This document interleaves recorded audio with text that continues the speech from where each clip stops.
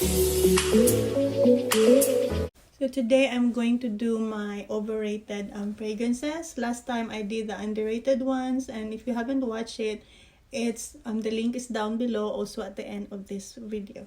Okay, so I just came outdoor and then now I'm in the house. It's just so cold. For some reason my house is colder than the outside, so I'm gonna keep wearing this coat.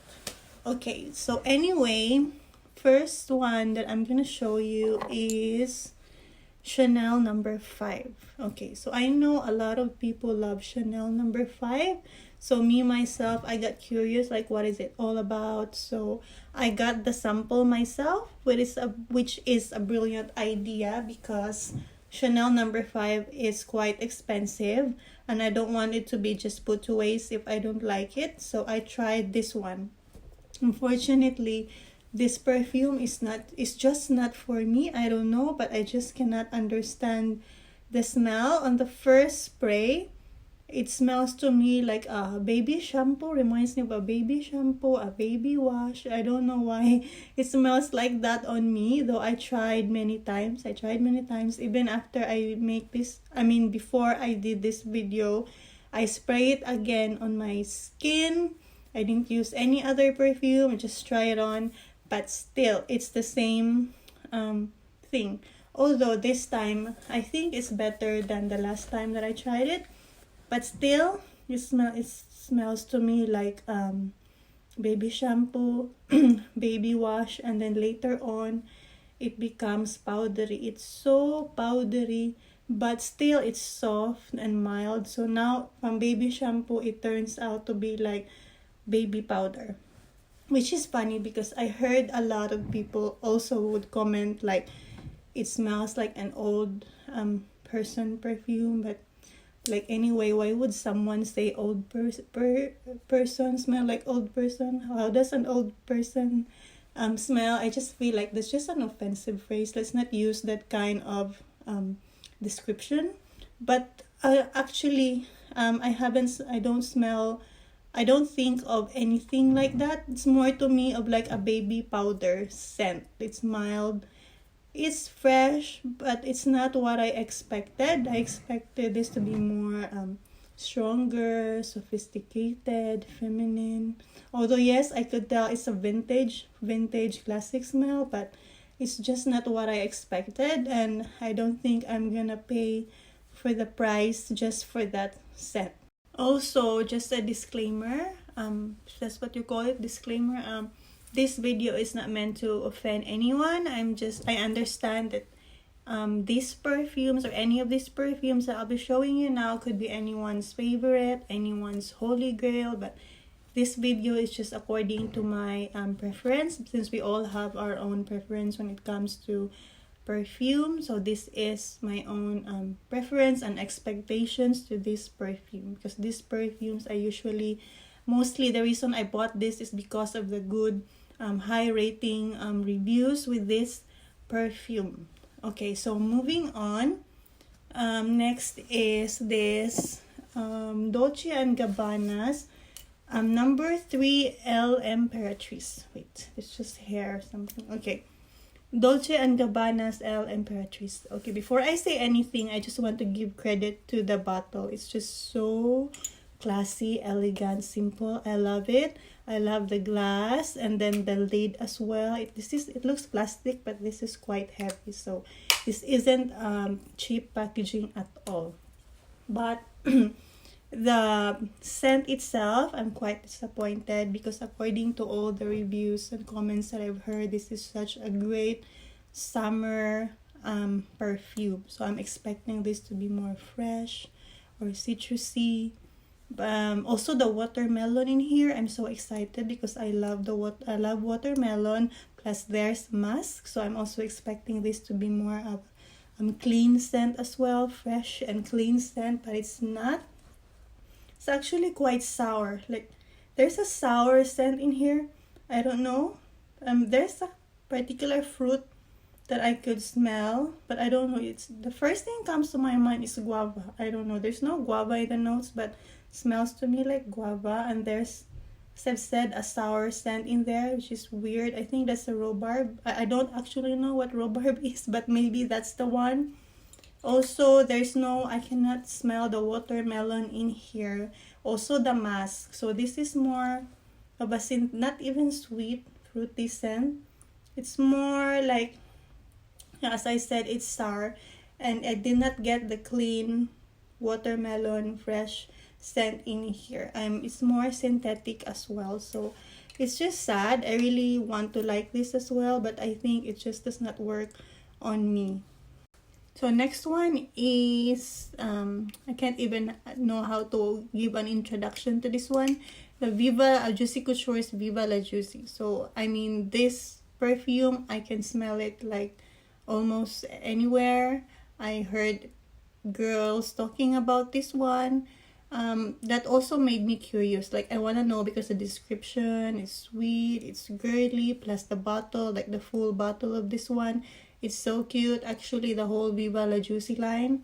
So I got it, but I just get the this 50 ml first because I want to try this one on along with the others.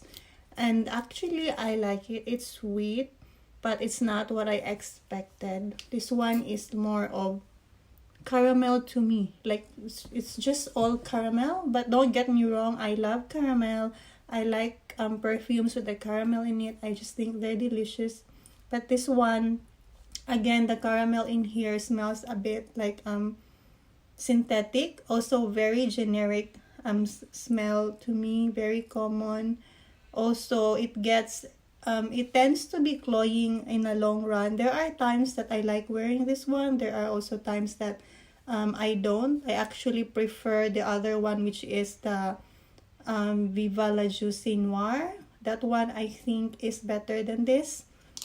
Also, but in fairness to this one, this actually lasts longer on my skin. So I think that's the only positive thing about this one as well. It lasts long on my skin, which I didn't expect. But the smell itself, I think it's just rated, or maybe because this is the first among the lines of Viva La Juicy, that's why everyone's like trying it on, buying it. But I think it's other lines are also worth trying before plunging into this one, which I'm happy that I didn't get like the full bottle right away, so I get to try the others first before I actually get the full bottle of the Viva La Juicy Noir, and that one is really good compared to this.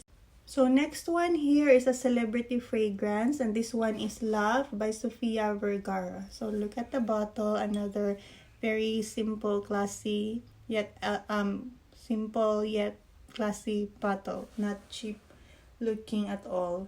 This one the reason why I bought this is because I got a lot of I've read a lot of good reviews as well comparing this to Black Opium. Like, I love Black Opium. If you've seen my other perfume videos, I included it as one of the best.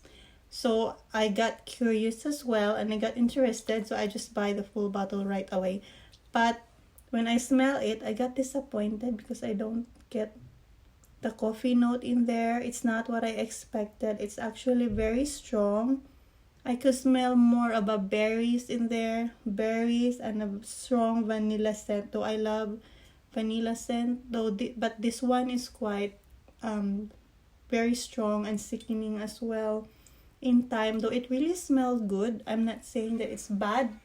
It does smell good. I tried this one.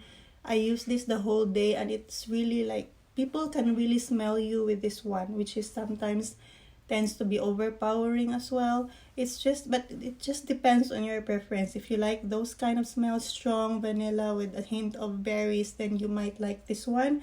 But if you expected this to have a coffee note like the one in Black Opium, then I don't think you will smell it in here. But again, good perfume is not just like what I expected. It's more of a gourmand, stronger vanilla scent. Okay, so the last one, this one is quite expensive perfume, and this is the Tom Ford's Neroli Portofino. So as you can see, I only buy the smallest sample size, which is 1 ml, because even the sample size is actually expensive. So I was also curious with the high reviews on this one, and plus the price. Like I wanted to know how does that what's special in it. So I tried the sample, but it turns out like it's not what I expected. Though the first sniff, it's summery. It's just a summery scent, a summer fragrance. Also, this is a unisex perfume, so both men and women could enjoy this one. This is summery but warm. Just for me, I don't like warm fragrances. I prefer those that have like cooling effect. Like it's fresh, quite minty, clean. Like I prefer those kind of fragrances for summer, but this one is quite warm. I won't say it's fresh. And the Neroli in here, as the name suggests, I feel like that's all I can smell, the Neroli. Actually, the Neroli, I can smell it more in... There are perfumes with Neroli in it that are quite similar on this one. Like, wait. This one here is called Fleur d'Oranger by brand called Solid Notes Paris. So I'm not sure. I think this is an unknown, not a well-known brand. You might not have heard about this, but this one is quite cheap. It's even less than $50 compared to Tom Ford's Neroli. But they are really like similar. They're almost like similar. I even like this one a lot. This is a bit with a lot strong Neroli scent and a bit sweeter.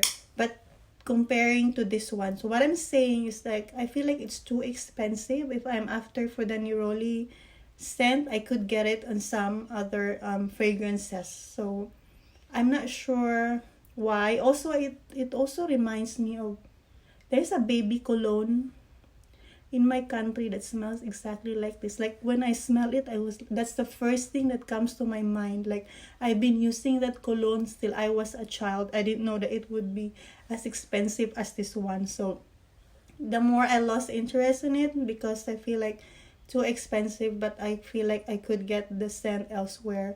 Well, maybe the formulation is quite different because of course Tom Ford is a good brand, expensive brand, so maybe that's it. So I think I'm more interested on other Tom Ford perfume on this line, like the Oud Wood, those vanillas. I think they have vanilla scent in there as well too. So that was it for my overrated perfume. So let me know what you think. Let me know if there is something you think should be added on this list. And see you again soon on the next video. Please like, subscribe.